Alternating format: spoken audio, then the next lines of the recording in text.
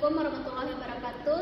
Perkenalkan, kami dari kelompok 3 Manajemen Strategis kelas Manajemen D 2021 akan mempresentasikan diskusi kami tentang model deskriptif manajemen strategi. Namun sebelum itu kami akan memperkenalkan diri, mulai dari saya dengan nama Eni Afrilia, NIM C01211093. Lanjut ke teman saya.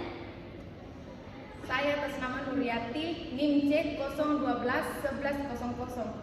Saya atas nama Farida Alfiani dengan NIM C01211104. Dan saya atas nama Reski dengan NIM C01211559. Baik, untuk mempersingkat waktu, kami akan langsung ke materi. Materi kami yang akan disampaikan adalah model deskriptif manajemen strategis. Di sini saya akan menjelaskan sedikit tentang model deskriptif manajemen strategi. Model deskriptif manajemen strategis adalah kerangka kerja yang digunakan untuk memahami dan menjelaskan proses manajemen strategik dalam organisasi. Model ini membantu mengidentifikasi elemen-elemen penting dalam manajemen strategik dan hubungan antara elemen-elemen tersebut. Model deskriptif manajemen strategi terdiri dari 3 model, diantaranya yang pertama itu adalah model 5 forces Porter. Model 5 forces Porter atau 5 kekuatan Porter adalah model yang mengidentifikasi dan menganalisis 5 kekuatan kompetitif yang membentuk setiap industri dan membantu menentukan kelemahan dan kekuatan suatu industri. Model ini dikembangkan oleh Profesor Harvard Business School Michael E. Porter dan digunakan secara luas untuk memahami tingkat persaingan dalam suatu industri dan meningkatkan profitabilitas jangka panjang perusahaan. Adapun 5 kekuatan dalam Porter adalah, yang pertama itu adalah ancaman dari pesaing, di mana kekuatan ini mengkaji intensitas persaingan antara para pesaing yang ada di industri. Yang kedua yakni ancaman dari produk substitusi atau pengganti, di mana kekuatan ini mempertimbangkan ketersediaan produk atau layanan alternatif yang dapat memenuhi kebutuhan pelanggan yang sama.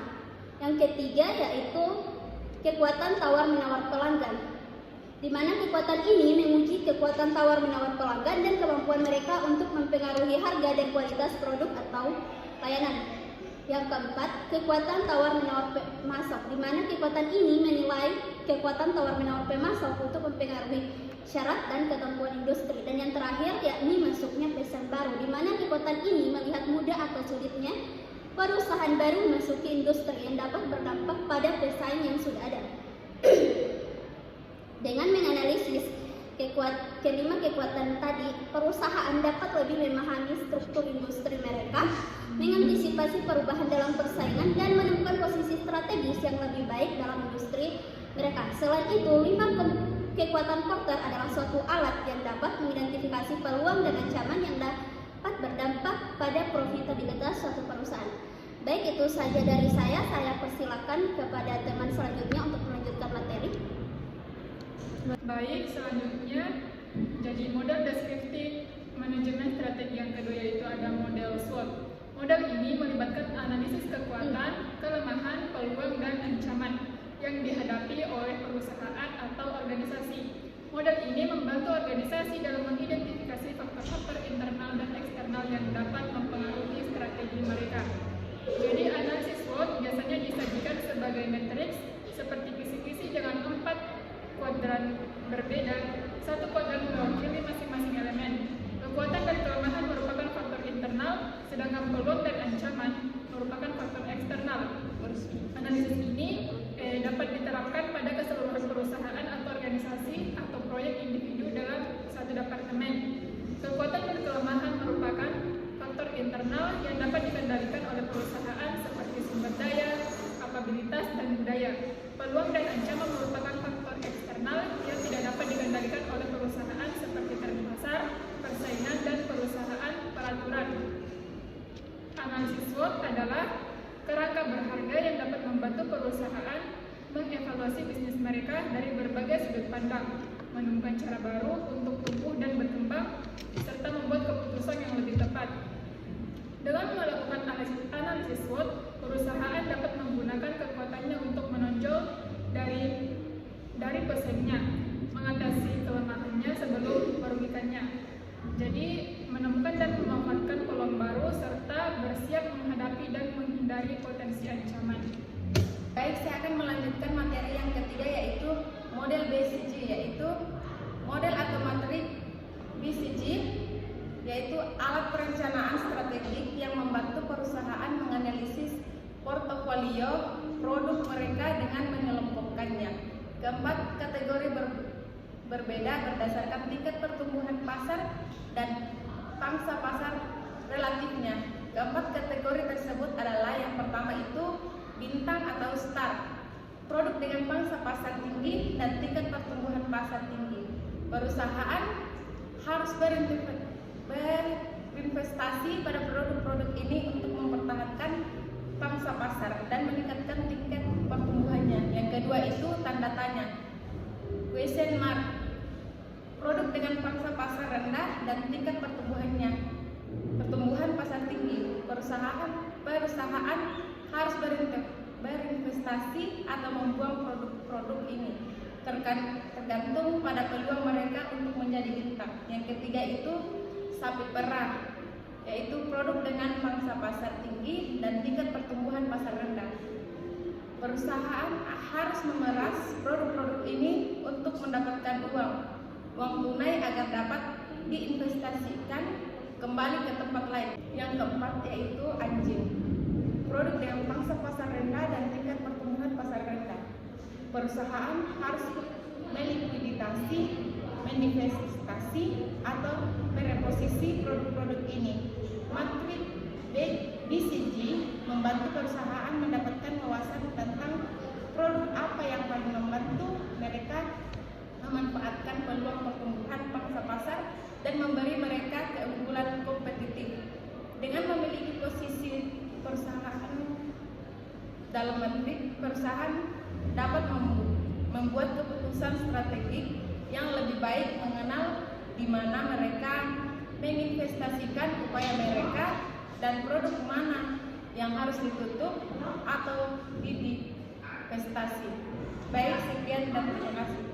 Baik, itulah tadi pembahasan tentang model deskriptif manajemen strategis. Adapun perbandingan di antara ketiga model tersebut dapat dilihat dari perbedaan atau persamaan di antara ketiganya. Berikut adalah perbandingan dari ketiga model tersebut. 1. 5 kekuatan atau partner, berfokus pada analisis kekuatan pasar kompetitif dalam suatu industri. 2. Membantu perusahaan menentukan persaingan dalam industrinya beserta kelemahan dan kekuatan industri. 3. Dapat diterapkan pada segmen ekonomi manapun untuk menerima previsibilitas dan daya tarik. 2. Analisis SWOT, melihat kekuatan, kelemahan atau peluang dan ancaman individu atau organisasi untuk menganalisis potensi internalnya, membantu mengatasi faktor internal dan eksternal yang mempengaruhi daya saing perusahaan dari waktu ke waktu. Dapat digunakan bersama dengan 5 kekuatan partner untuk mendapatkan perspektif beragam mengenai kondisi persaingan perusahaan dalam suatu pasar. Memberikan kerangka kerja yang digunakan untuk mengevaluasi kekuatan, kelemahan, peluang, dan ancaman bisnis. 3. Matriks BCG, menganalisis portfolio produk perusahaan dengan mengelompokkannya ke dalam 4 kategori berbeda berdasarkan tingkat pertumbuhan pasar dan pangsa pasar relatifnya. Membantu perusahaan mendapatkan wawasan tentang produk apa yang paling membantu mereka memanfaatkan peluang pertumbuhan pangsa pasar dan membantu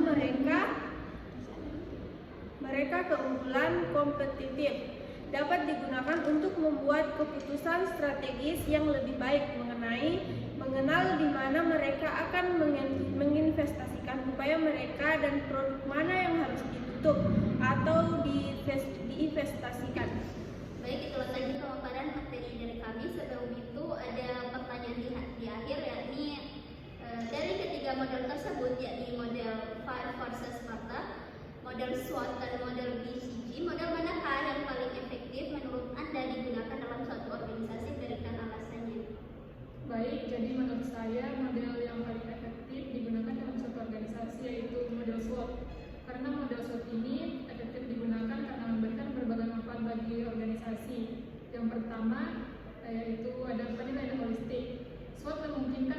organisasi untuk melihat gambaran keseluruhan dari faktor-faktor internal dan eksternal yang mempengaruhi kinerja mereka.